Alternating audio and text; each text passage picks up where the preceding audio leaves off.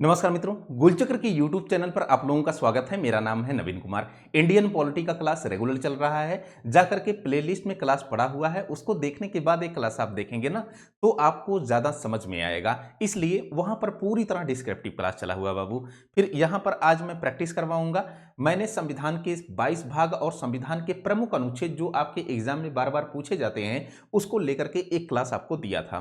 फिलहाल उस पर आधारित जो आपके पीवाईक्यू आए हैं, चाहे वो आईएएस में पूछा गया हो, पीसीएस में पूछा गया हो, आरओ में पूछा गया हो, किसी भी स्टेट पीसीएस में पूछा गया हो, सब कुछ पीआईक्यू हम देखने का प्रयास करेंगे। एक एक मुद्दों पर बातचीत करेंगे, एक एक ऑप्शन पर बातचीत करेंगे। आते ही जरा देखते हैं कि पहला वाला क्वेश्चन आपका क्या कह रहा है। बहुत इंपॉर्टेंट क्वेश्चन है, बेहद इंपॉर्टेंट। यहां पर कह रहा है कि भाई पहला वाला क्वेश्चन निम्नलिखित विषयों पर आपको विचार करना है और कह रहा है कि यहां पर क्रमानुसार जैसा संविधान में उल्लेखित है, क्या जैसा संविधान में उल्लेखित है उसी प्रकार आपको क्या करना है, व्यवस्थित करना है। मतलब कि संविधान में पहले आपको संविधान का अनुच्छेद 1 दिखाई पड़ेगा, फिर ऐसे ऐसे जाते जाते 1 2 3 4 ऐसे क्रम में तो आगे आप बढ़ेंगे ना। ऐसे संविधान की जो 22 भाग हैं, कितने भाग, 22 भाग। तो आपको पहला भाग क्या है, दूसरा भाग क्या है, फिर तीसरा भाग क्या है, फिर चौथा भाग क्या है, एक क्रमवार है। इसी क्रमवार में आपको देखना है। तो भाग 1 का भी कुछ ना कुछ विषय वस्तु होगा, भाग 2 में भी कुछ ना कुछ विषय वस्तु होगी, भाग 3 में भी। तो किस विषय वस्तु का किस भाग से रिलेशन है, फिर आपको क्रमवार यहां पर व्यवस्थित करना है। अब थोड़ा सा क्वेश्चन पर आते हैं, हम लोग क्वेश्चन पे आते हैं। इसके ऑप्शन पर यहां पर कह रहा है कि भाई संघ एवं उसका राज्य क्षेत्र, the union and it's territory. जब आप संविधान का भाग 1 पढ़ोगे, कौन सा भाग, तो भाग 1 पढ़ोगे तो वहां पर आपको the union and it's territory की बात मिलेगी। और ये मजे की बात है कि जब आप यहां पर भाग 1 में अनुच्छेद 1 से 4 तक देखोगे तो ये पूरी तरह भाग 1 में आपको दिखाई पड़ेगा। भाग 1 में अनुच्छेद 1 से 4 तक बातें कही गई हैं और कौन सी बातें आपको मिलेंगी, संघ एवं उसके राज्य क्षेत्र की बातें मिलेंगी। अरे वही India that is Bharat shall be या यूनियन ऑफ स्टेट, संविधान का अनुच्छेद 1 है। फिर उसके बाद अनुच्छेद 2 क्या कहता है कि भारत में नए राज्यों का प्रवेश और उसकी स्थापना की बात करता है, इस संघ एवं राज्य क्षेत्र की है। फिर अनुच्छेद 3 में क्या है कि भारत के राज्य क्षेत्र के भीतर नए राज्यों की स्थापना, नए राज्यों का गठन, इसके अलावा नाम परिवर्तन, सीमा परिवर्तन वगैरह वगैरह की बात करता है अनुच्छेद 3। अनुच्छेद 4 में कहा जाता है कि राज्य, मतलब कि अगर नए राज्यों की स्थापना, नाम परिवर्तन, सीमा परिवर्तन इत्यादि किया जाता है तो अनुच्छेद 368 के तहत वो संविधान संशोधन की प्रक्रिया में नहीं आएगा, मतलब वो सिंपल मेजोरिटी से किया जाता है। तो ये आपका भाग 1। तो भाग 1 यहां पर आपने लिख लेना है। फिर यहां पर दिया है साहब मौलिक कर्तव्य। तो मौलिक कर्तव्य हमने आपको बताया था कि संविधान का जब आप भाग 4 का पढ़े थे, कौन सा, संविधान का भाग 4 का, इस भाग 4 का में क्या उल्लेखित है, मौलिक कर्तव्य उल्लेखित है। मजे की बात है कि ये जो मौलिक कर्तव्य है ये 42वां संविधान संशोधन, 42वां संविधान संशोधन अधिनियम 1976 के माध्यम से जोड़ा गया। संविधान के किस भाग में जोड़ा गया बाबू, आप बताओगे कि भाग 4 का में जोड़ा गया। किन अनुच्छेदों के माध्यम से जोड़ा गया, तो अगर आपको अनुच्छेद बताना है तो अनुच्छेद 51 का है। क्या है, अनुच्छेद 51 का। और ये जो मौलिक कर्तव्य है इसकी टोटल संख्या इतने समय क्या है, 11 है। यहां आपको 2 संविधान संशोधन दिखाई पड़ेगा। एक तो 42वां संविधान संशोधन अधिनियम जिसके माध्यम से 10 मौलिक कर्तव्यों को जोड़ा गया। कितने मौलिक कर्तव्य, तो आपने बताना है कि साहब 10 मौलिक कर्तव्यों को जोड़ा गया। अब इसके अलावा एक 11वां मौलिक कर्तव्य है। क्या है, 11वां मौलिक कर्तव्य। ये जो 11वां मौलिक कर्तव्य है इसमें क्या बातें कही गई हैं, तो कहा गया है कि 6 से 14 वर्ष तक के अपने बच्चों को प्राथमिक शिक्षा उपलब्ध करवाएं उनके माता पिता या उनके अभिभावक, है ना। अब ये जो 11वां मौलिक कर्तव्य जोड़ा गया है एक किसके तहत जोड़ा गया है, तो आपने बताना है कि 86वां संविधान संशोधन अधिनियम 2002 के अंतर्गत इसको जोड़ा गया है। तो टोटल मौलिक अधिकारों की संख्या कितनी है, मौलिक कर्तव्यों की संख्या टोटल 11 है। तो ये आपने देखा किसमें है, भाग 4 का में उल्लेखित है। नागरिकता, आपने जानते हैं कि संविधान का जो भाग 2 है, किसमें बाबू, भाग 2 में अनुच्छेद 5 से लेकर के अनुच्छेद 11 तक यहां पर नागरिकता से संबंधित प्रावधान किया गया है। कितना, संविधान के भाग 2 में अनुच्छेद 5 से लेकर के अनुच्छेद 11 तक नागरिकता से संबंधित प्रावधान किया गया है। फिर राज्य के नीति निर्देशक तत्व, राज्य का जो नीति निर्देशक तत्व है ये संविधान का जो भाग 4 है और ये संविधान के अनुच्छेद 36 से लेकर के अनुच्छेद 51 तक इसमें बातें कही गई हैं। एक प्रकार का नैतिक निर्देश है। क्या है बाबू, नैतिक निर्देश है। जो क्या कहता है, जो कहता है कि अगर राज्य कानून का निर्माण करे तो इन 36 से अनुच्छेद 36 से लेकर के 51 तक की बातों को ध्यान में रखे, ताकि सामाजिक आर्थिक लोकतंत्र की स्थापना की जा सके। ताकि क्या? सामाजिक आर्थिक लोकतंत्र की स्थापना। अब जरा एक काम करना जरा, अब इसमें देखेंगे पहला वाला भाग आपको जो है 1 नंबर पे मिला, भाग 1 में है, फिर उसके बाद नागरिकता भाग 2 में है ना। तो 1 के बाद आपका क्या आएगा? भाग 2 ही तो आएगा ना। तो आप एक काम करना, भाग 2 रख लेना। भाग 3 का कुछ मौलिक अधिकारों का उल्लेख यहां पर नहीं किया गया, ऑप्शन नहीं दिया गया है। डायरेक्टली आप भाग 4 पर आ जाइए। किस पे आ जाइए? भाग 4 पर। फिर उसके बाद लास्ट में आप भाग 4 का पे जाएंगे। कहां पर? भाग 4 का। तो आपका पहले 1 आ जाएगा, उसके बाद नागरिकता आ जाएगी, मतलब 3 आ जाएगा। तो 1 और 3 से यहां पर अगर आप देखेंगे तो जल्दी से अपने ऑप्शन को आप प्राप्त कर सकते हैं। तो आपका जो आंसर होगा वो 1 नंबर का होगा। मुझे उम्मीद है कि आपको क्लियर हो गया होगा। आते हैं नेक्स्ट क्वेश्चन। यहां पर देखना जरा, नेक्स्ट क्वेश्चन बहुत इंपॉर्टेंट और बहुत अच्छा क्वेश्चन है। क्या कह रहा है? यहां पर कहा जा रहा है कि भाई एक लिस्ट दी गई है और कह रहा है कि कौन सुमेलित नहीं है। कौन सा ऐसा जो है इसमें फैक्टर है जो सुमेलित नहीं है? नागरिकता, अभी अभी आपको मास्टर ने बताया कि संविधान का जो भाग 2 है इसमें नागरिकता का उल्लेख किया गया है। मजे की बात है कि अनुच्छेद जो 5 से लेकर के अनुच्छेद 11 तक इसमें नागरिकता का उल्लेख किया गया है। भारत में जो नागरिकता का स्वरूप है वो किस नागरिकता का स्वरूप है? तो एकल नागरिकता का स्वरूप है। किस प्रकार की नागरिकता का बाबू? एकल नागरिकता का स्वरूप। ये एकल नागरिकता का प्रावधान कहां से लिया गया? आपने बताना है कि साहब ये ब्रिटेन से लिया गया है। कहां से लिया गया है? ब्रिटेन के संविधान से लिया गया है। अभी और समझना जरा, नागरिकता पर कोई भी अगर कानून का निर्माण करना है तो उस कानून का निर्माण कौन करती है? संसद करती है। ये बात आपको कहां से पता चलती है? अनुच्छेद 10 और अनुच्छेद 11 के माध्यम से ये बातें आपको पता चलती हैं। ठीक है ना। मतलब कि नागरिकता पर कानून बनाने का अधिकार संसद का होता है। मौलिक अधिकार, अच्छा यहां पर दिया है नागरिकता, क्या यह संविधान के भाग 2 से संबंधित है? बिल्कुल भाग 2 से संबंधित है, आपने यहां पर बताया हुआ है। फिर उसके बाद मौलिक अधिकार। मौलिक अधिकार को हम जानते हैं कि ये जो मौलिक अधिकार है, यह मौलिक अधिकार संविधान का जो भाग 3 है इसमें इसका उल्लेख किया गया है। तो भाग 3 यहां पर दिया गया है। मजे की बात, ये भी आपका मिलान में आ जाएगा। अनुच्छेद 12 से लेकर के अनुच्छेद 35 तक संविधान के भाग 3 में मौलिक अधिकारों का जिक्र किया गया है। अगर मैं एक शब्द में कहूं कि मौलिक अधिकार का प्रावधान कहां से लिया गया है, तो आपने बताना है कि साहब ये यूएसए के संविधान से लिया गया है। मौलिक अधिकार, ठीक है ना। इतने समय मौलिक अधिकारों की टोटल संख्या कितनी है? तो आपको बताना है कि टोटल संख्या कितनी है? 6 है। लेकिन अगर मूल संविधान में आपसे पूछता है कि मूल संविधान में कितनी संख्या थी, तो मूल संविधान में इसकी जो संख्या थी वो कितनी थी बाबू? 7 थी। इतने समय 6 है। मतलब कि एक संपत्ति का मूल अधिकार था किसी समय, संपत्ति का मूल अधिकार। इस संपत्ति के मूल अधिकार को अब हटा दिया गया है। कैसे हटा दिया गया है? तो 44वां संविधान संशोधन अधिनियम 1978 के माध्यम से इसको मूल अधिकार की श्रेणी से हटा करके अब इस संपत्ति के अधिकार को विधिक अधिकार बना दिया गया है। क्या? विधिक अधिकार की श्रेणी में डाल दिया गया है। ठीक है ना। अब एक चीज समझना जरा, अच्छा ये जो विधिक अधिकारों का उल्लेख है संपत्ति के, ये अनुच्छेद 300 का में है। अभी एक चीज समझना, आपको भाग 3 यहां पर दिया गया है, ये भी बात मिलती है। मौलिक कर्तव्य, अभी अभी मास्टर ने आपको बताया कि जो मौलिक कर्तव्यों का उल्लेख है ये संविधान के भाग 4 का में है, अनुच्छेद 51 का में है। ठीक है ना। यहां पर 42वां संविधान संशोधन अधिनियम के माध्यम से ये जोड़ा गया 1976 के माध्यम से। कितने मौलिक कर्तव्य जोड़े गए? 10 मौलिक कर्तव्य। जो 11वां मौलिक कर्तव्य है वो कहां से जोड़ा गया? तो आपने बताना है साहब ये 86वां संविधान संशोधन अधिनियम 2002 के माध्यम से जोड़ा गया, और जिसमें कहा गया 11वें मौलिक कर्तव्य में कि 6 से 14 वर्ष तक के जो बच्चे हैं इनके जो अभिभावक हैं ये इनको प्राथमिक शिक्षा उपलब्ध करवाएं। इतनी बातें क्लियर। अब यहां पर देखिए जरा, राज्य, राज्य की बातें हमको संविधान के किस भाग में मिलती हैं? तो जो राज्य की बातें हैं ये संविधान के भाग 6 में मिलती हैं। कहां पर मिलती हैं बाबू? 6 में मिलती हैं। 5 में क्या मिलता है? तो 5 में हमको केंद्र मिलता है, 5 में हमको संघ मिलता है, मतलब कि संघ सरकार मिलता है या केंद्र सरकार। भाग 6 में क्या मिलता है? राज्य सरकार। ठीक है ना।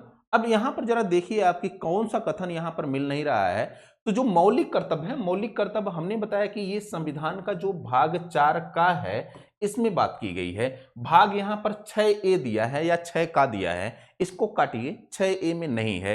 भाग 6 में क्या है, तो भाग 6 में आपका राज्य सरकार है, भाग 5 में केंद्र सरकार है, और भाग 4 में क्या है, डीपीएसपी है, डायरेक्टिव प्रिंसिपल स्टेट पॉलिसी, और भाग 4 का में क्या है, मौलिक कर्तव्यों का उल्लेख किया गया है। फिर आप अपने ऑप्शन पर आसानी से अब जो है जा सकते हैं। मुझे उम्मीद है कि ये सब सारी चीजें आपको जानने में अब आसान हुई होंगी। चलें आगे। यहां पर देखिए जरा नेक्स्ट क्वेश्चन, बहुत इंपॉर्टेंट क्वेश्चन है, बहुत अच्छा क्वेश्चन है। मुझे उम्मीद है कि आपको चीजें धीरे धीरे समझ में आ रही होंगी। क्वेश्चन नंबर 3 क्या कह रहा है कि हमारे संविधान के किस भाग में 3 सोपानों में पंचायतें बनाने का जो है परिकल्पना की गई है। तो पंचायती जब सिस्टम जब हम बताए थे तो उसमें 73वां संविधान संशोधन अधिनियम 1992 बताया गया था, 74वां संविधान संशोधन अधिनियम 1992 बताया गया था। भाग संविधान का भाग 9 है, 9 का है, तो ये सब जो है पंचायतों से संबंधित है। बशर्ते संविधान का भाग 9, 9 तो ऐसे लिखा जाएगा ना, ये जो भाग 9 है, इस भाग 9 में अगर आप देखेंगे तो पंचायतों का जिक्र है। किसका जिक्र है बाबू, पंचायतों का जिक्र है। मजे की बात है कि इन पंचायतों को जो है संविधान के भाग 9 में जोड़ा गया। अच्छा, अगर मैं कहूं कि भाग 9 का में क्या है, तो यहां पर आपको नगर पालिका मिलेगी। क्या मिलेगी, तो आपने बताना है कि यहां पर नगर पालिका मिलेगी। और अगर मैं पूछूं कि 9 खा में क्या है, तो यहां पर आपको सहकारी समितियों का प्रावधान, सहकारी समितियों का प्रावधान मिलेगा। ठीक है ना। अब एक चीज समझना जरा, ये जो पंचायतों का प्रावधान है कि 3 सोपानों पर होना चाहिए, तो एक ए ग्राम पंचायत की बात करता है, दूसरा ब्लॉक की बात करता है, और तीसरा जिला पंचायत की बात करता है, तीसरा जिला पंचायत की बात करता है। अभी एक चीज समझना, ये जो 3 सोपान है, ये बलवंत राय मेहता समिति के अनुशंसा पर इस चीज को लाया गया था। किसकी अनुशंसा पर, एक समिति थी बलवंत राय मेहता। अगर मैं कहूं कि पंचायतों के गठन का प्रावधान या ग्राम सभा के गठन का प्रावधान आपको किस अनुच्छेद में दिखाई पड़ेगा, तो एक अनुच्छेद है अनुच्छेद 40, इसके अंतर्गत आपको दिखाई पड़ेगा। इतनी बातें क्लियर। जो पंचायतों का जिक्र है, मतलब कि ये जो संविधान का भाग 9 है, इस भाग 9 में पंचायतों का जिक्र है, मतलब कि ग्राम प्रशासन या फिर आपने बताना है कि स्थानीय प्रशासन की बात होती है। किसकी बात होती है बाबू, स्थानीय प्रशासन, या फिर इसको हम ग्रामीण प्रशासन कहते हैं। क्या कहते हैं, ग्रामीण प्रशासन कहते हैं। ठीक है ना। अब एक ग्रामीण प्रशासन किस संविधान संशोधन से जुड़ा हुआ है, 73वां संविधान संशोधन अधिनियम 1992 से जुड़ा हुआ है। फिर उसके बाद हमने बताया कि 9 का भाग, संविधान का भाग 9 का, इसमें नगर पालिका का जिक्र किया गया है। जैसे ग्रामीण प्रशासन था, वैसे नगर पालिका को हम क्या कहते हैं, शहरी प्रशासन कहते हैं। क्या कहते हैं, शहरी प्रशासन कहते हैं। और इस शहरी प्रशासन का जिक्र कहां पर आपको दिखाई पड़ता है, तो आपको जो है संविधान जो 74वां संविधान संशोधन अधिनियम 1992 है, इसके माध्यम से आपको दिखाई पड़ता है।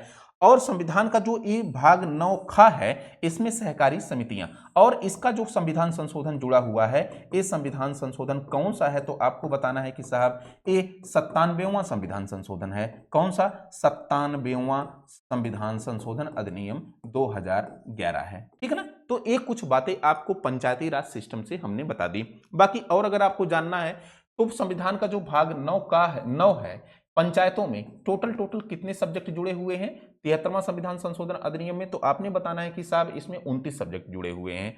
लेकिन जब हम नगर पालिका में जाते हैं तो यहां पर आपको टोटल कितने सब्जेक्ट दिखाई पड़ेंगे, 18 सब्जेक्ट दिखाई पड़ेंगे। मतलब कि 18 सब्जेक्ट पर कानून बनाने का जो अधिकार होगा वो नगर पालिका का होगा, 29 सब्जेक्ट पर कानून बनाने का जो अधिकार होगा वो किसका होगा, पंचायती राज सिस्टम का होगा, पंचायत संस्थाओं का होगा। हालांकि ये राज्य की विधानसभाओं पर डिपेंड करता है कि वो कितनी जो है कितने कानून, कितने विषयों पर कानून बनाने का अधिकार उनको देते हैं। ठीक है ना। तो आपका जो अनुच्छेद होगा, वो जो आपका ऑप्शन होगा वो ए होगा। यहां पर दिया गया है संविधान का भाग 10। भाग 10 में क्या बातें कही गई हैं, तो हमने बताया था कि एससी और एसटी क्षेत्र के बारे में बातचीत की गई है। एससी एंड एसटी क्षेत्र के बारे में बातचीत की गई है, जिसको हम अनुसूचित जाति एवं जनजातीय क्षेत्र कहते हैं। जब आप संविधान का अनुच्छेद 244 पढ़ते हो ना, तो यहां पर ये बातें आपको मिलेंगी। संविधान का जो आप 5वीं और 6वीं अनुसूची पढ़ते हो, 5वीं और 6वीं अनुसूची, तो यहां पर भी आपको एससी एसटी क्षेत्रों के बारे में बातचीत मिलेगी। बशर्ते जो संविधान की 5वीं अनुसूची है, यहां पर आपको अनुसूचित एवं जनजातीय क्षेत्रों के प्रशासन एवं नियंत्रण के बारे में उपबंध मिलेगा। और जो 6ठी अनुसूची है, ये स्पेशली रूप से आपको असम, मेघालय, त्रिपुरा और मिजोरम असम, मेघालय, त्रिपुरा और मिजोरम, इन 4 राज्यों के जो एसटी क्षेत्र हैं, इनके प्रशासन एवं नियंत्रण के बारे में उपबंध मिलेगा। तो इतनी बातें हमने यहाँ से की। और कोई क्वेश्चन छूट रहा है आपका? इस संविधान का भाग 11 है। संविधान के भाग 11 में केंद्र और राज्य संबंधों की बात होती है। क्या? केंद्र और राज्य के संबंधों की बात। भाग 11 में आपको 2 प्रकार के संबंध दिखाई पड़ेंगे। एक आपको दिखाई पड़ेगा कौन सा बाबू? एक आपको दिखाई पड़ेगा प्रशासनिक संबंध और दूसरा आपको दिखाई पड़ेगा कार्यकारी संबंध। क्या? एक आपको दिखाई पड़ेगा, दोनों तो एक ही बात हुई, एक आपको दिखाई पड़ेगा विधायी संबंध। कैसा? विधायी संबंध। और दूसरा आपको दिखाई पड़ेगा प्रशासनिक संबंध। ये जो विधायी संबंध है ये आपको अनुच्छेद 245 से लेकर के अनुच्छेद 255 तक दिखाई पड़ेगा। और जो प्रशासनिक संबंध है जिसको हम कार्यकारी संबंध कहते हैं, ये अनुच्छेद 256 से लेकर के अनुच्छेद 263 तक दिखाई पड़ेगा। ये आपको संविधान के भाग 11 में दिखाई पड़ेगा केंद्र राज्य संबंधों में। भाग 12 जैसे आप जाते हैं, एक संविधान का भाग 12 लिखा गया है, तो भाग 12 में आपको क्या दिखाई पड़ेगा? यहां पर आपको केंद्र राज्य संबंध मतलब कि सेंटर स्टेट रिलेशन जो है, इससे संबंधित आपको जो वित्तीय प्रावधान है या वित्तीय संबंध है, ये आपको दिखाई पड़ेगा। क्या बाबू दिखाई पड़ेगा? वित्तीय संबंध। अनुच्छेद 268 से लेकर के अनुच्छेद 293 तक ये बातें आपको रिलेशंस के रूप में, वित्तीय संबंधों के रूप में दिखाई पड़ेंगी। तो मुझे उम्मीद है कि ये सब सारी चीजें आप देखिए, मैं यहां पर हो सकता कि राइटिंग अच्छी ना हो, लेकिन मैं जितनी बातें बोलता हूं ना वो आपके रिवीजन के लिए आराम होंगी। यहां पर लिख भी देता हूं सारी चीजें ताकि आपका रिवीजन हो जाए। मुझे लगता है कि यहां पर वो भी बच्चा पढ़ सकता है जिस बच्चे को प्रैक्टिस करनी है और जिसने पढ़ा हुआ है उसको भी प्रैक्टिस करने में यहां पर आसान होगा। चलें आगे, यहां पर देखना जरा नेक्स्ट क्वेश्चन। क्वेश्चन नंबर 4 क्या कह रहा है? बहुत इंपॉर्टेंट और अच्छा क्वेश्चन है।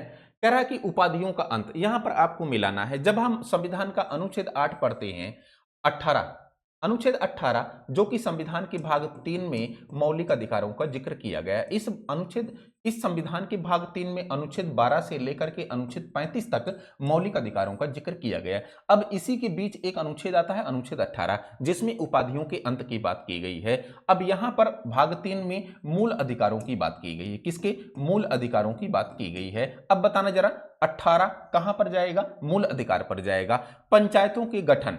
अब पंचायतों का जब आप गठन पढ़ेंगे तो ये आपको अनुच्छेद अभी अभी हमने बताया, अगर आप सुने होंगे तो अनुच्छेद 40 में मिलता है कि राज्य का यह कर्तव्य होगा कि वह पंचायतों का गठन करे राज्य क्षेत्र के भीतर या राज्य के भीतर। तो ये डीपीएसपी में मिलेगा। कहां पर मिलेगा? डीपीएसपी में मिलेगा, डायरेक्टिव प्रिंसिपल स्टेट पॉलिसी में, जिसको हम राज्य के नीति निर्देशक तत्व कहते हैं। इसको आप पहले नंबर से मिला दीजिए, राज्य के नीति निर्देशक तत्व। फिर यहां पर 6 से 14 वर्ष तक के बालक इनका जो है के लिए शिक्षा के अवसर प्रदान करना। अब या तो आप जो है या तो ये आप संघ राज्य क्षेत्र पर जाएं या तो मौलिक कर्तव्यों पर। तो मास्टर ने अभी अभी आपको बताया कि 11वां जो मौलिक कर्तव्य है, 11वां मौलिक कर्तव्य, एक 11वां मौलिक कर्तव्य यही कहता है कि भाई 6 से 14 वर्ष तक के जो बच्चे हैं इनको उनके माता पिता का ये नैतिक कर्तव्य होता है कि वह उनको प्राथमिक शिक्षा उपलब्ध करवाएं। और ये बात कहां से जोड़ी गई? जो 11वां मौलिक कर्तव्य है ये 86वां संविधान संशोधन अधिनियम 2002 के माध्यम से ये बातें आपको मिलती हैं या जोड़ी जाती हैं। इतनी बातें क्लियर। बाकी एक option India that is Bharat shall be या यूनियन ऑफ स्टेट की जो बात की जा रही है, इंडिया जो कि भारत है, राज्यों का संघ होगा। एक कहां से मिलती हैं बातें?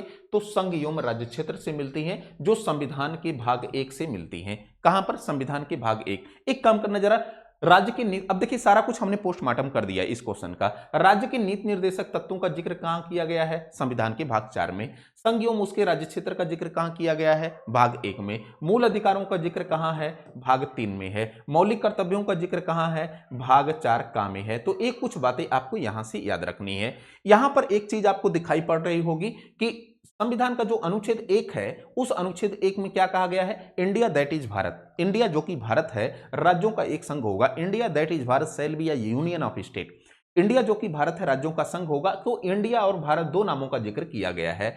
और यह एक प्रकार का संघ है, यह एक प्रकार का क्या है बाबू? यूनियन है। और जो यूनियन है वो किसका संघ है? वो यूनियन किसका है? राज्यों का है। मतलब कि ये जो अपना प्यारा सा भारत है ना, इस प्यारे से भारत में जितने भी 28 राज्य हैं वो मिल करके एक यूनियन बनाते हैं, एक क्या बनाते हैं? संघ बनाते हैं। और इस संघ से कोई भी राज्य अलग नहीं हो सकता। इस संघ की जो परिकल्पना की गई है वो एक शरीर की भांति की गई है। मतलब कि जिस शरीर से, जिस अंगों से मिलकर के शरीर बनता है, हाथ से, पैर से, नाक से, कान से, सर से, इन्हीं सारे अंगों से मिलकर के शरीर बनता है। फेफड़े से, गुर्दे से।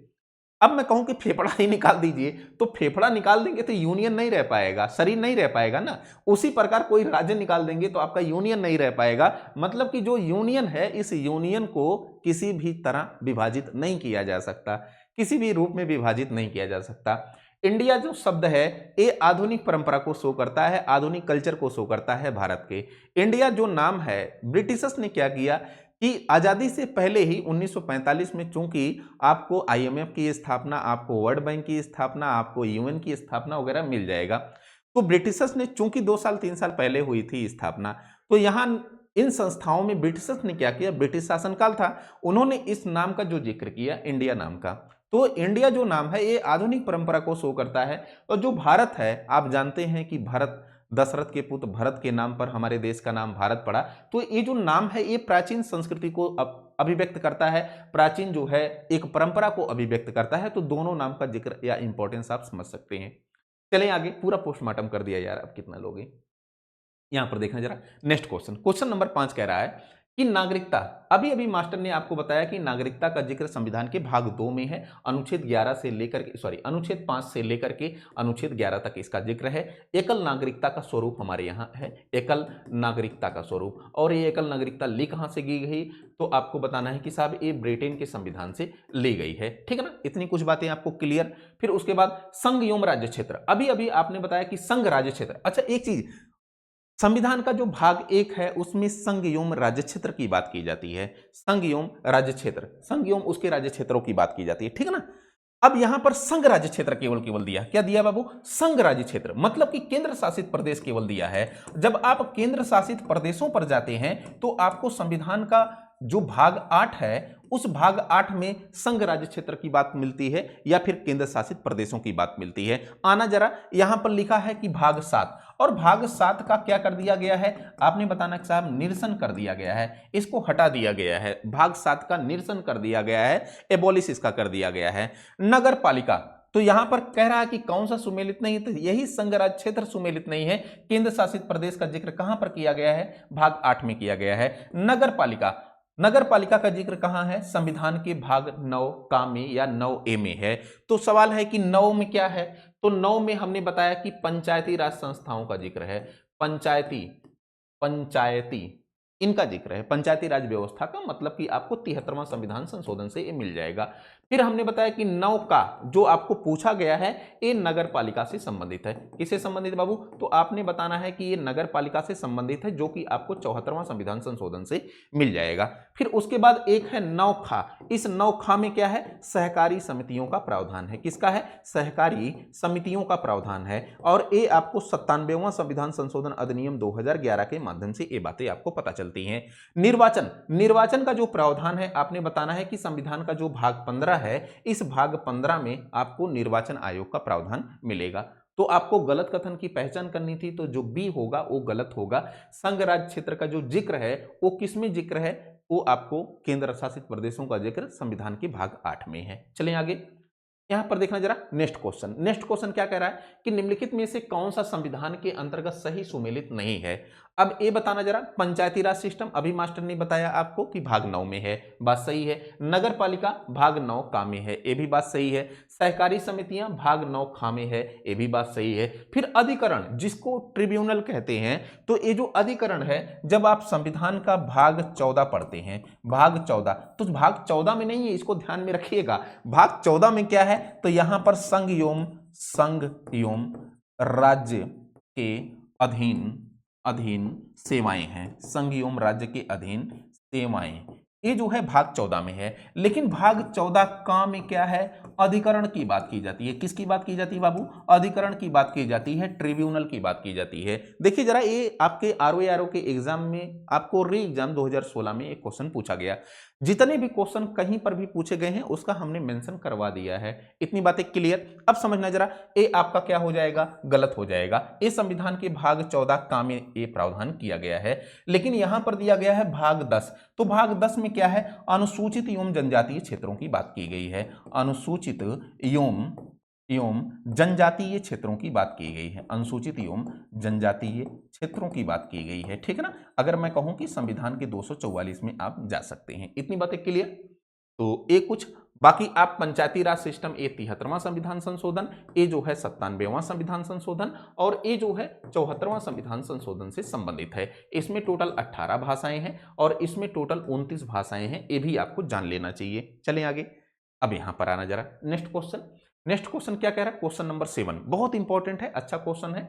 कब पूछा गया, तो आईएएस 2024 का एक क्वेश्चन है, बहुत इंपॉर्टेंट क्वेश्चन है। ये कह रहा है कि भारत के संविधान के संदर्भ में निम्नलिखित में से कौन सा कथन सही है। तो सही कथन की आपको पहचान करनी है। नगर पालिकाओं की शक्ति संविधान के भाग 9 का में है। तो अभी अभी मास्टर ने आपको बताया कि 9 का में क्या है, नगर पालिका है, शहरी प्रशासन है, बात सही है। फिर उसके बाद आपात उपबंध संविधान के भाग 18 में है, बिल्कुल 18 में है। 17 में राजभाषा है, 18 में क्या है, आपातकालीन उपबंधों की बात की गई है, ये भी बात सही है। फिर उसके बाद संविधान संशोधन से संबंधित उपबंध संविधान के भाग 20 में है, बिल्कुल बात सही है। ये दक्षिण अफ्रीका के संविधान से ग्रहण किया गया था संविधान संशोधन की प्रक्रिया। अनुच्छेद 368 की प्रक्रिया संविधान संशोधन की प्रक्रिया कहलाती है, ठीक है ना। और इसका जिक्र आपको कहां मिलेगा, संविधान के भाग 20 में मिलेगा। तो तीनों तीनों बातें सही हैं, तो मतलब कि 1, 2 और 3 तीनों कथन आपके क्या होंगे, सही होंगे। आईएएस में बिल्कुल आसान क्वेश्चन था। यहां पर देखिए जरा नेक्स्ट क्वेश्चन, क्वेश्चन नंबर 8 क्या कह रहा है कि निम्नलिखित में से कौन सा एक सुमेलित नहीं है। अच्छा, नहीं है ये सब आप देख लिया करिए, अगर आप नहीं देखेंगे तो आप फंस जाएंगे, ठीक है ना। मौलिक कर्तव्य, अभी अभी मास्टर ने आपको बताया कि संविधान का जो भाग 4 का है, एक क्या है, मौलिक कर्तव्य है। 51 का में इसका उल्लेख किया गया है। टोटल मौलिक कर्तव्यों की संख्या कितनी है, 11 है। क्या कितनी है, 11 है। अब समझना जरा, ये जो मौलिक कर्तव्य है, अगर मैं कहूं कि किस समिति की अनुशंसा पर जोड़ा गया, तो सरदार स्वर्ण सिंह समिति, सरदार स्वर्ण सिंह समिति, इसी समिति की अनुशंसा पर जोड़ा गया। और इसी समिति की अनुशंसा पर 42वां संविधान संशोधन लाया जाता है। 42वां संविधान संविधान संशोधन ये लाया जाता है 1976 में, ठीक है ना। अब इसी के तहत कितने मौलिक अधिकारों को जोड़ा गया, 10 मौलिक अधिकारों को। लेकिन एक जो है 86वां संविधान संशोधन अधिनियम के तहत जोड़ा गया है। कौन सा मौलिक अधिकार, 11वां मौलिक अधिकार, जिसमें कहा गया है कि 6 से 14 वर्ष तक के बच्चों को माता पिता या अभिभावकों का कर्तव्य होगा कि उनको प्राथमिक शिक्षा उपलब्ध करवाएं।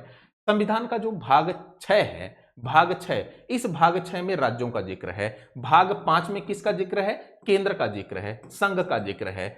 चाहे जितनी भी मिनिस्ट्रियां संघ में आ जाएंगी, मंत्रालय या फिर जो है पद, वो आपको संविधान के भाग 5 में जाएगा। यहां पर देखना जरा, अब भाग 6 दिया गया है, बिल्कुल दिया गया है। मौलिक कर्तव्य भाग 4 का दिया गया है, बिल्कुल दिया गया है। संविधान के भारत के महान्यायवादी, भारत के जो महान्यायवादी आएंगे वो संघ में आएंगे। कहां पर आएंगे, संघ में। संघ का हिस्सा होते हैं, केंद्र का हिस्सा होते हैं, और अनुच्छेद 148 का हिस्सा होता है। किसके, अनुच्छेद 148। इनकी नियुक्ति कौन करता है, राष्ट्रपति महोदय करते हैं, ठीक है ना।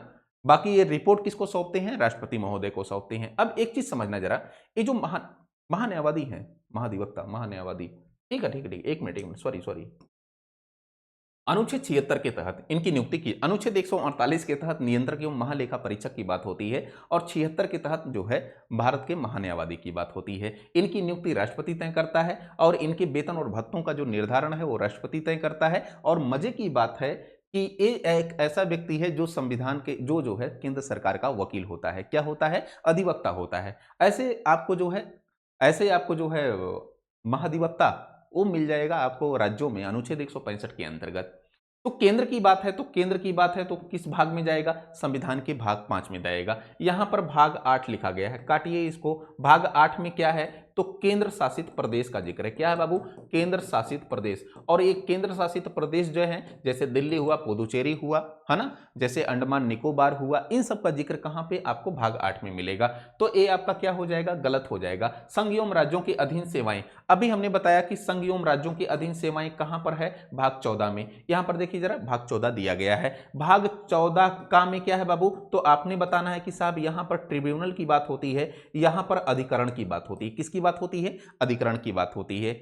इतनी बातें क्लियर, मुझे उम्मीद है कि आपको समझ में आया होगा। चलें आगे, नेक्स्ट क्वेश्चन देखना जरा। क्वेश्चन नंबर 9 क्या है कि राज्यों का गठन, यहां पर कह रहा है कि राज्यों का गठन। अब राज्यों का गठन आपको कहां पर मिलेगा, राज्यों का गठन संविधान का जो भाग 1 है, संविधान इसका जो भाग एक है, इस भाग एक है, इस भाग एक में मास्टर ने आपको बताया कि संविधान के अनुच्छेद 1 से लेकर के अनुच्छेद 4 तक प्रावधान किया गया है। तो संविधान का अनुच्छेद 1 क्या है? India that is Bharat shall be a union of state, मतलब कि इसमें इंडिया और भारत दो नामों का जिक्र किया गया है और एक जो है यूनियन का जिक्र किया गया है, जो किससे बनता है? जो स्टेट से बनता है। इतनी बातें क्लियर। फिर उसके बाद संविधान का जो भाग दो अनुच्छेद 2 है, इसमें अनुच्छेद 2 में नए राज्यों के प्रवेश की बात होती है। नए राज्यों के प्रवेश मतलब कि भारत के राज्य क्षेत्र के भीतर अगर मान लेते हैं कि जो हिस्सा इतने समय नहीं है, नेपाल नहीं है ना, नेपाल को भारत में मिला लीजिए, भूटान को भारत में, बलूचिस्तान वाला क्षेत्र भारत में मिला लीजिए, तो ये अनुच्छेद 2 का पार्ट होगा। लेकिन अगर भारत के राज्य क्षेत्र का हिस्सा जो है, जैसे उत्तर प्रदेश है, मध्य प्रदेश, जितने भी 28 राज्य और 8 केंद्र शासित प्रदेश हैं, उसमें अगर तोड़ करके कोई राज्य बनाना है, जैसे उत्तर प्रदेश को तोड़ करके 2 राज्य बनाना है, तो ये जो है अनुच्छेद 3 का हिस्सा होगा। ठीक है ना। लेकिन अगर मैं कहूं कि बाहर से कोई राज्य आ रहा है, भारत के राज्य क्षेत्र में प्रवेश कर रहा है, तो अनुच्छेद 2 का हिस्सा होगा। ये आपको थोड़ा सा डिफरेंस रखना है। तो अनुच्छेद 3 क्या है? यहां पर नए राज्यों का गठन, स्थापना, नाम परिवर्तन, सीमा परिवर्तन इत्यादि की बातें की जाती हैं। ठीक है। अनुच्छेद 4 में क्या कहा जाता है? ये जो भी किया जाएगा, नए राज्यों की स्थापना, नाम परिवर्तन, सीमा परिवर्तन, ये अनुच्छेद 368 के तहत संविधान संशोधन की प्रक्रिया में नहीं आता। ठीक है। तो ये भाग 1 के बारे में हमने बताया। मिला लीजिए, जरा देख लीजिए कहां पर है संविधान का भाग। अच्छा, संविधान का अनुच्छेद दिया गया है, देखिए अनुच्छेद 3। तो अनुच्छेद 3 में आप मिला लीजिए यहां पर नए राज्यों के गठन। ठीक। फिर नागरिकता आपको पता होगा कि संविधान का जो भाग 2 है और अनुच्छेद 5 से लेकर के 51, 5 से लेकर के 11 तक है, ये नागरिकता का उपबंध करता है। जरा देखना, जरा यहां पर क्या दिया है? भाग दिया है, तो मिला लीजिए, आसानी से मिला लीजिए नागरिकता का भाग 2। मौलिक अधिकारों का जिक्र संविधान के भाग 3 में किया गया है और अनुच्छेद 12 से लेकर के अनुच्छेद 35 तक किया गया है। टोटल मौलिक अधिकारों की संख्या कितनी है? इतने समय 6 है। कौन कौन से? समानता का अधिकार, स्वतंत्रता का अधिकार, शोषण के विरुद्ध अधिकार, धार्मिक स्वतंत्रता का अधिकार और शिक्षा एवं संस्कृति का अधिकार, और एक लास्ट में आपका जो 6वां मौलिक अधिकार है, बहुत इंपॉर्टेंट है, संवैधानिक उपचारों का अधिकार, जिसको बाबा साहब भीमराव अंबेडकर अनुच्छेद 32 को, जिसको संवैधानिक उपचारों का अधिकार कहते हैं, इसको जो है क्या कहा जाता है? संविधान की आत्मा कहा जाता है, बी.आर. अंबेडकर के अनुसार। ठीक है। तो अब एक चीज समझना, जरा यहां पर मौलिक अधिकारों को देख लीजिए कहां पर है। तो भाग इसमें 3 दिया है ना, तो भाग 3 से आप मिला लीजिए मौलिक अधिकारों से। प्रशासनिक अधिकरणों की स्थापना। अब प्रशासनिक अधिकरणों की स्थापना संविधान का जो भाग 14 का था, इसमें आपने पढ़ा था। या तो आपने पढ़ना है संविधान का जो अनुच्छेद 323 है, 323 का, इसमें आपको अधिकरणों की स्थापना मिल जाएगी। देखना जरा 323A या 323 का, तो मिला लीजिए अधिकरणों की स्थापना। ठीक है ना। चलें आगे। अब यहां पर देखिए जरा, अब यहां पर आप क्वेश्चन ऑप्शन करिए ना, सारा कुछ मैं डिस्क्राइब कर देता हूं। ठीक है। यहां पर देखिए जरा नेक्स्ट क्वेश्चन क्या कह रहा है? अनुच्छेद 39A। ये जो अनुच्छेद 39A है, ये आपको कहां पर मिलेगी बात? तो ये आपको डीपीएसपी में मिलेगी, डायरेक्टिव प्रिंसिपल स्टेट पॉलिसी, राज्य के नीति निर्देशक तत्व। ये जो है आपको संविधान के भाग 4 में मिलेगी। कहां पर? भाग 4 में अनुच्छेद 36 से लेकर के 51 तक ये जो है डीपीएसपी मिलती है। अब उसी के बीच 36 से लेकर के 51 के बीच एक अनुच्छेद आपको दिखाई पड़ रहा होगा, अनुच्छेद 39A। चूंकि अनुच्छेद 39A है, तो कहीं ना कहीं इसको संविधान संशोधनों के जरिए जोड़ा गया होगा। तो ये किसके तहत जोड़ा गया बाबू? ये 42वां संविधान संशोधन अधिनियम 1976 के तहत ये जोड़ा गया। इसमें प्रावधान क्या किया गया कि जो गरीब हैं, उन गरीबों को निःशुल्क विधिक सहायता उपलब्ध करवाई जाएगी। मतलब कि गरीबों के ऊपर किसी प्रकार का मुकदमा वगैरह होता है, तो वो न्यायालय अगर जाते हैं तो उनको निःशुल्क सुविधा उपलब्ध करवाई जाएगी, न्याय तक पहुंच उपलब्ध करवाई जाएगी। ये आपका जो पहला वाला है, इससे आपका मेल खाता है। क्या? समान न्याय एवं निःशुल्क विधिक सहायता। इतनी बातें क्लियर? कोई दिक्कत, किसी प्रकार का दुख दर्द समस्या नहीं है ना? अनुच्छेद 40 मास्टर बार बार आपको बता रहा है, ये डीपीएसपी से ही संबंधित अनुच्छेद है। तो अनुच्छेद 40 के तहत पंचायतों के गठन या ग्राम पंचायतों के गठन की बात की जाती है। एक प्रकार की गांधीवादी अवधारणा। कैसी अवधारणा है? गांधीवादी अवधारणा है। क्यों है? क्योंकि ग्राम पंचायतों के गठन की बात गांधी जी करते थे। अनुच्छेद 44 में क्या है? समान नागरिक संहिता। इस समान नागरिक संहिता क्या होती है, समझिएगा जरा। अभी कितने, एक तो गोवा औपनिवेशिक शासन काल में इसको पारित कर चुका है। दूसरा यूके है, उत्तराखंड है ना, यूके है। फिर उसके बाद आपने देखा होगा तो असम आपको दिखाई पड़ा होगा। कौन? असम। तो ये कुछ राज्य हैं जो आपको जो है पंचायती राज सिस्टम को पारित करते हुए दिखाई देंगे। सॉरी, ये समान नागरिक संहिता। ये समान नागरिक संहिता क्या है? जब विवाह का मामला हो, उत्तराधिकार का मामला हो, तलाक का मामला हो, या फिर जो है संपत्ति के हस्तांतरण का मामला हो, ऐसे में कोई एक कानून लाना और सभी धर्मों और सभी संप्रदायों और सभी संस्कृतियों पर उसको लागू करना, तो ये क्या कहलाता है? समान नागरिक संहिता कहलाता है। इस समान नागरिक संहिता का जिक्र कहां पर है? अनुच्छेद 44 में है। अनुच्छेद 44 कहां पर मिलेगा? डीपीएसपी, राज्य के नीति निर्देशक तत्वों में मिलेगा। अनुच्छेद 48 दिया है। अनुच्छेद 48 में क्या है? दो तीन बातें कही गई हैं कि राज्य का यह कर्तव्य होगा कि जो एग्रीकल्चर है, जो पशुपालन है, उसको वैज्ञानिक तौर तरीकों से करे। फिर अनुच्छेद 48 में क्या कहा गया है? अनुच्छेद 48 ए में एक चीज और भी है। अनुच्छेद 48 में आपको एक चीज और मिलेगा। इसमें अनुच्छेद 48 ऐसे करिए, अनुच्छेद 48 ए। और ये जो अनुच्छेद 48 ए है, इसको 42वां संविधान संशोधन अधिनियम 1976 के तहत जोड़ा गया, जिसमें राज्य से ये अपेक्षा की जाती है कि पर्यावरण के संरक्षण एवं संवर्धन का राज्य क्या करेगा? प्रयास करेगा, पर्यावरण के सुधार के लिए प्रयास करेगा। ठीक है, तो ये अनुच्छेद 48। अब यहां पर अनुच्छेद 48 में 48 ए में है। 48 में क्या है? कृषि को एवं पशुपालन को वैज्ञानिक तौर तरीकों से करने का प्रयास करेगा। इतनी बातें क्लियर। बाकी और भी बातें कही गई हैं, जैसे कहा गया है कि अगर कोई बछड़ा होगा, पशु होगा, तो उसकी जो है उसकी हत्या नहीं की जाएगी, उसके संरक्षण की बात की गई है ना। जो दुधारू गाय होंगे या बछड़े होंगे, उनको नहीं मारा जाएगा। तो गौ हत्या इत्यादि पर प्रतिबंध लगाने की बात अनुच्छेद 48 में की गई। यहां पर कह रहा है कि न्यायपालिका का कार्यपालिका से पृथक्करण नहीं भैया, ये नहीं, ये आपको संविधान का अनुच्छेद जो 50 है ना, यहां पर मिलेगा। तो आपका जो डी है, डी नहीं सही होगा, तो यहां पर कह रहा है सुमिलित नहीं है, तो डी सुमिलित नहीं है। बाकी चलिए आगे, मुझे उम्मीद है कि आपको क्लियर हो गया होगा। यहां पर देखिए जरा नेक्स्ट क्वेश्चन, क्वेश्चन नंबर 11 क्या कह रहा है कि नए राज्यों को शामिल करना, विधानता, नए राज्यों को शामिल करना। अब नए राज्यों को शामिल अगर करने की बात हो, तो हमने बताया था कि दो चीजें, एक तो अनुच्छेद 2 आपको बताया था, एक अनुच्छेद 3 बताया था। इसमें डिफरेंसेस क्या है, एक चीज समझिए। जैसे अगर मैं कहूं कि ये अपना प्यारा सा भारत है, इस प्यारे से भारत के भीतर यहां पर आप नेपाल मान लेते हैं, कौन है? नेपाल है। अब मैं कहूं कि अगर ये जो अपना प्यारा सा भारत है, इस प्यारे से भारत के भीतर अगर नेपाल आ जाता है, मतलब कि नेपाल अपनी संप्रभुता का हस्तांतरण भारत में कर देता है, नेपाल अब भारत हो जाता है, नेपाल एक राज्य के रूप में भारत का हिस्सा हो जाता है, तो नेपाल को जब मिलाना होगा, नेपाल का जब प्रवेश करना होगा, तो ये संविधान के किस भाग में, संविधान के किस अनुच्छेद में आएगा? तो अनुच्छेद 2 में आएगा। इतनी बातें क्लियर, क्या आप समझ पा रहे हैं? अगर भूटान को मिलाना होगा, किस में आएगा? अनुच्छेद 2 में आएगा। मतलब कि भारत के राज्य क्षेत्र के भीतर बाहर से कोई राज्य क्षेत्र मिलाया जा रहा है, संविधान के भाग 2 में आएगा। लेकिन संविधान के अनुच्छेद 2 में। लेकिन अगर मैं कहूं कि ये अपना जो प्यारा सा भारत है, इस प्यारे से भारत के भीतर अगर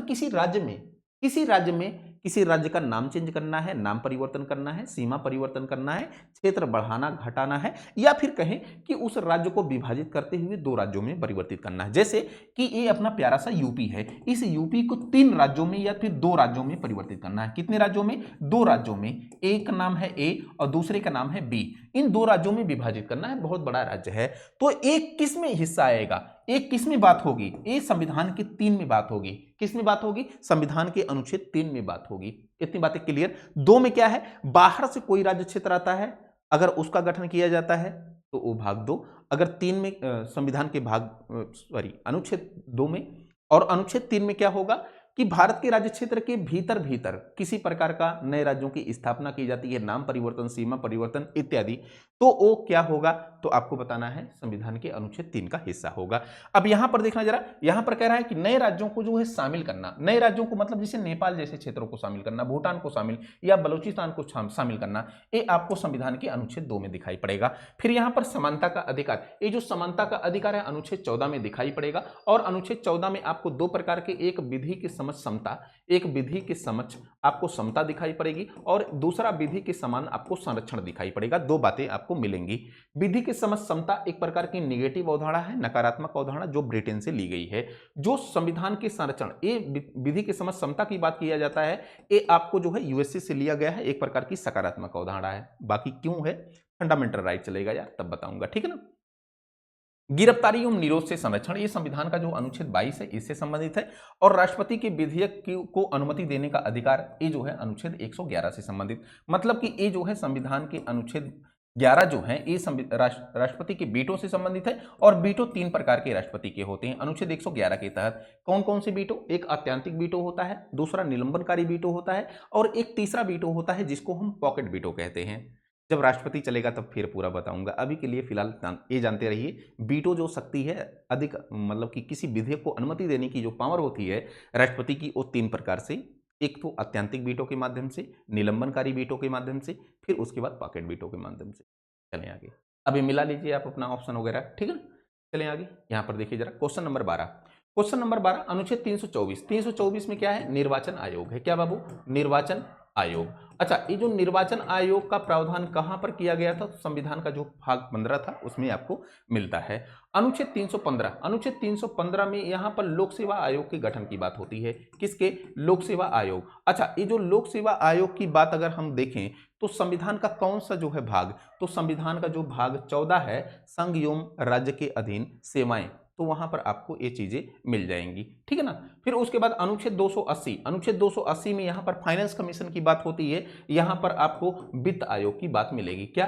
वित्त आयोग की बात मिलेगी। इतने समय 16वां वित्त आयोग गठित किया गया है जिसके अध्यक्ष अरविंद पनगड़िया हैं, ठीक है ना। अनुच्छेद 338। अनुच्छेद 338 में एससी आयोग की बात की जाती है। किसकी? एससी आयोग, अनुसूचित जाति आयोग, अनुसूचित जाति आयोग, ठीक है ना। यहां पर एक चीज समझिए जरा, अगर मैं कहूं कि अनुच्छेद 338 में क्या है तो आपने बताना है कि साहब एससी आयोग की बात होती है, अनुसूचित जाति आयोग की। अनुच्छेद 338 खा में क्या है? का में क्या है? तो आपने बताना है कि एसटी आयोग, मतलब कि अनुसूचित जनजाति आयोग की बात होती है। अनुच्छेद 338 खा, अनुच्छेद 338 खा में क्या है? तो आपने बताना है कि साहब ओबीसी आयोग की बात होती है। और ये मजे की बात है कि एससी, ओबीसी और एसटी आयोग जो है एक प्रकार की कैसी संस्थाएं हैं? तो आपको बताना है कि ये प्रकार की संवैधानिक संस्था है। कैसी संस्था है? संवैधानिक संस्था है, ठीक है ना। तो ये अब आप मिला लीजिए, राष्ट्रीय अनुसूचित जाति आयोग, ये आप अनुसूचित जाति आयोग, अनुच्छेद 338, वित्त आयोग 280, वित्त आयोग 238, 338, फिर लोक सेवा आयोग ये अनुच्छेद 315, फिर उसके बाद निर्वाचन आयोग 324, ठीक है ना। तो चलें आगे, यहां पर देखिए जरा नेक्स्ट अनुच्छेद ए भाग आपका क्वेश्चन नंबर 13 है। क्या कह रहा है? संचित निधि। संचित निधि का जो जिक्र किया गया अनुच्छेद 266 में किया गया है। अब इसमें एक तो है आपका जो है अनुच्छेद 266, समझिएगा जरा, अनुच्छेद 266 एक, और एक है अनुच्छेद 266 दो। अनुच्छेद 266 एक में संघ के संचित निधि की बात की जाती है, और 266 दो में राज्य के संचित निधि की बात की जाती है। जो संघ या राज्य के संचित निधि की अगर बात होगी, तो संघ की संचित निधि की बात होगी, तो इस पर अधिकार किसका होता है? तो आप बताना सर, संसद का अधिकार। यहां पर राज्य विधानमंडल का अधिकार होता है, राज्य विधानमंडल का अधिकार होता है, मतलब कि संसद की अनुमति के बिना संचित निधि से पैसा नहीं निकाला जा सकता। एक और निधि आपको जाननी चाहिए, अनुच्छेद 267 के तहत इसका जिक्र किया गया है आकस्मिक निधि के रूप में। आकस्मिक निधि, ये आकस्मिक निधि पर अधिकार किसका होता है? तो आपने बताना है कि साहब इस पर अधिकार राष्ट्रपति महोदय का होता है। किसका होता है? राष्ट्रपति महोदय का। ऐसे ही अनुच्छेद 267 दो, वो जो है राज्य के आकस्मिक निधि की बात करता है, जिस पर अधिकार राज्यपाल का होता है। एक और होती है लोक लेखा निधि, समझिएगा जरा, थोड़ा सा समझ लेंगे तो सही रहेगा। लोक लेखा निधि, ये लोक लेखा जो निधि है, इस लोक लेखा निधि पर अधिकार किसका होता है? तो आपने बताना है कि साहब इस पर अधिकार कार्यपालिका का होता है। किसका होता है? कार्यपालिका का। एक क्वेश्चन आपसे पूछा गया है, चलें आगे। फिर वित्त आयोग, अभी अभी मास्टर ने आपको बताया कि अनुच्छेद 280 के तहत वित्त आयोग का गठन किया जाता है। हर 5वें वर्ष राष्ट्रपति क्या करता है? वित्त आयोग का गठन करता है। यह क्या करती है कि केंद्र और राज्यों के मध्य जो है, केंद्र और राज्यों के मध्य करों के बंटवारे की सिफारिश करती है वित्त आयोग। इसके अलावा और भी गाइडलाइन इसकी होती है। एक प्रकार की अर्ध न्यायिक संस्था है। और बाकी 16वां वित्त आयोग इतने समय गठित किया गया है अरविंद पनबरिया की अध्यक्षता में। इतनी बातें क्लियर। वित्तीय आपातकाल, वित्तीय आपातकाल जो आपको दिखाई पड़ेगा ये अनुच्छेद 360 में दिखाई पड़ेगा। राष्ट्रीय आपातकाल आपको किस में दिखाई पड़ेगा? तो अनुच्छेद 352 में दिखाई पड़ेगा। संवैधानिक आपातकाल जिसको हम जो है, संवैधानिक आपातकाल जिसको हम क्या कहते हैं, जिसको हम राष्ट्रपति शासन कहते हैं, अनुच्छेद 356 में दिखाई पड़ेगा।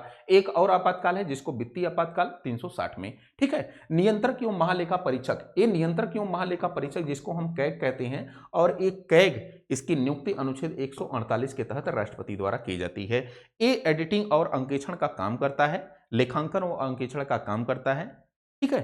भारत सरकार के और राज्य सरकार के ये दोनों काम करता है। तो इतनी बातें क्लियर, अब मिला लीजिए आप अपना। क्या है पूरा सिस्टम। ठीक है, चलें आगे। यहाँ पर देखिए जरा next question, question number 14। Question number 14 अनुच्छेद 26। अनुच्छेद 26 में क्या है, यहाँ पर ये मौलिक अधिकारों से जुड़ा हुआ है, मूल अधिकार से जुड़ा हुआ है। जैसे अगर जैसे राम मंदिर है ना, राम मंदिर का जो ट्रस्ट है, उस ट्रस्ट को ये अधिकार है कि राम मंदिर की जो चल अचल संपत्ति है, राम मंदिर में जो भी धार्मिक क्रियाक्रम होना है या प्रबंधन होना, मैनेजमेंट होना है एक रिलीजन से संबंधित, वो जो है एक राम मंदिर ट्रस्ट करेगा। तो मतलब कि धार्मिक संस्थाओं को अपने धर्म के प्रबंधन, उसके मैनेजमेंट से संबंधित और चल अचल संपत्ति पर अधिकार से संबंधित प्रावधान किया गया है अनुच्छेद 26 के तहत। अनुच्छेद 25 में क्या है, अनुच्छेद 25 में एक व्यक्तिगत अधिकार है, वहां पर आपको सामूहिक अधिकार मिल जाएगा। सॉरी, यहां पर आपको हर व्यक्ति का अधिकार मिल जाएगा और यहां पर आपको संस्थागत अधिकार मिलेगा। मतलब कि जैसे अगर मदरसा है तो मदरसा का जो संचालक संस्था होगी वो पूरे मदरसा का संचालन करेगी। ऐसे राम मंदिर है, ऐसे कोई गुरुद्वारा हो सकता है, ऐसे कोई ट्रस्ट हो सकता है, चर्च हो सकता है। तो कुल मिला जुला करके धार्मिक संस्थाओं को अधिकार दिया जाता है कि वह जो है उस धर्म के जो है संबंधित कोई प्रबंधन काम करना हो, मैनेजमेंट का काम करना हो तो वो कर सकती हैं। लेकिन अगर किसी व्यक्ति को अपने धर्म को प्रचार करना है, प्रसार करना है और इसके अलावा उस धर्म को आत्मसात करना है, अंतःकरण करना है, अपनाना है, तो ये अधिकार आपको आर्टिकल 25 से मिलता है। अनुच्छेद 40 आपने देखा था कि ग्राम पंचायतों के गठन से संबंधित है। किससे संबंधित, ग्राम पंचायतों के गठन, एक प्रकार का डीपीएसपी है, डायरेक्टिव प्रिंसिपल स्टेट पॉलिसी। संसद सचिवालय, ये संसद सचिवालय का जिक्र किया गया है कहां पर, अनुच्छेद 98 में। अनुच्छेद 239, यहां पर यूटी की बात होती है, केंद्र शासित प्रदेशों की बात होती है। अब जरा मिला लेना, संघ शासित प्रदेश 239, संसद के सचिवालय 98, 239, ठीक है ना। धार्मिक प्रबंधन अनुच्छेद 26 और यहां पर 40 ए ग्राम पंचायतों के गठन। ठीक है, चलें आगे। यहां पर देखिए जरा next next question number 15। Question number 15 जो है ये अनुच्छेद 17, ये अनुच्छेद 17 फंडामेंटल राइट से संबंधित है। और अनुच्छेद जो 17 है ये व्यक्ति के विरुद्ध और संस्था के विरुद्ध या राज्य के विरुद्ध ये आपको प्रदान किया जाता है। मतलब कि यहां पर अस्पृश्यता के उन्मूलन की बात की जाती है या फिर यहां पर आपको छुआछूत के उन्मूलन की बात की जाती है। मतलब कि किसी प्रकार का जो है छुआछूत भारत में नहीं होगा, ये बात आपको अनुच्छेद 17 के माध्यम से पता चलती है। अब छुआछूत देख लीजिए कहां पर है, अनुच्छेद 17 में दिया गया क्या, यहां पर ये मेल करता है न्याय की समझ समानता, नहीं, न्याय की समझ समानता ये अनुच्छेद 14 से मेल करता है। अनुच्छेद जो 17 है ये छुआछूत उन्मूलन की बात करता है। अनुच्छेद 78 क्या है, अनुच्छेद, अच्छा यहां पर दिया गया कौन सही है, तो ये सही नहीं है। अनुच्छेद 78 क्या कहता है कि यहां पर जो देश का प्रधानमंत्री होगा वो राष्ट्रपति को क्या करता है, वो राष्ट्रपति को सूचना देता है प्रशासन से संबंधित या फिर केंद्र के जो है हर प्रावधानों, हर जो है गतिविधियों से संबंधित। ठीक है, अनुच्छेद 78। लेकिन दिया है यहां पर संसद का गठन, नहीं भैया, संसद का गठन अनुच्छेद 79 के तहत किया जाता है। अनुच्छेद 192, अनुच्छेद 192 यहां पर कह रहा है कि संसद सदस्यों के वेतन भत्ते, नहीं, ये भी गलत होगा। संसद सदस्यों का वेतन भत्ता जो है ये अनुच्छेद 106 में है। अनुच्छेद 192 क्या है समझिएगा जरा, एक अनुच्छेद पहले उसको आपको याद रखना पड़ेगा। अनुच्छेद 191, अनुच्छेद 191 क्या है कि जो राज्य के विधानमंडल होते हैं इनके जो सदस्य होते हैं, इन सदस्यों की निर्भरता के विषय में प्रावधान किया गया। मतलब कि इनको अयोग्य कब ठहराया जा सकता है, ये अनुच्छेद 191 में। तो ये 92 क्या है, तो अनुच्छेद 192 जो है यहां पर राज्यपाल को अंतिम अधिकार दिया जाता है कि वह भारत के निर्वाचन आयोग से, इलेक्शन कमीशन ऑफ इंडिया से सहमति लेकर के, परामर्श लेकर के और राज्य विधानमंडल जिसमें राज्य के विधानसभा आते हैं और विधान परिषद आते हैं, दोनों सदस्यों में से किसी भी सदस्य को क्या कर सकता है, निर्हर मतलब कि अयोग्य घोषित कर सकता है। कौन, अनुच्छेद 192 के अंतर्गत राज्यपाल, किससे परामर्श करके, इलेक्शन कमीशन ऑफ इंडिया से, मतलब कि भारत के निर्वाचन आयोग से। इतनी बातें। बाकी अनुच्छेद 352 में क्या है, राष्ट्रीय आपातकाल, तो राष्ट्रीय आपातकाल यहां पर दिया है कि आपका डी आंसर सही होगा, केवल डी मेल करता है। ठीक है, यहां पर देखिए, तो ये आपका अभ्यास पूरा था। मुझे उम्मीद है कि आपको समझ में आया होगा। कल से हम लोग प्रियम्बल देखते हैं यार, बहुत मजा आएगा, एकदम आराम आराम से देखते हैं, पूरा डिस्क्रिप्टिव तरीके से बातचीत करते हैं और रटना नहीं है, एकदम रटना नहीं है, बिल्कुल आराम आराम से उसको याद रखना है, स्टेप बाय स्टेप याद रखना है, क्रमवार।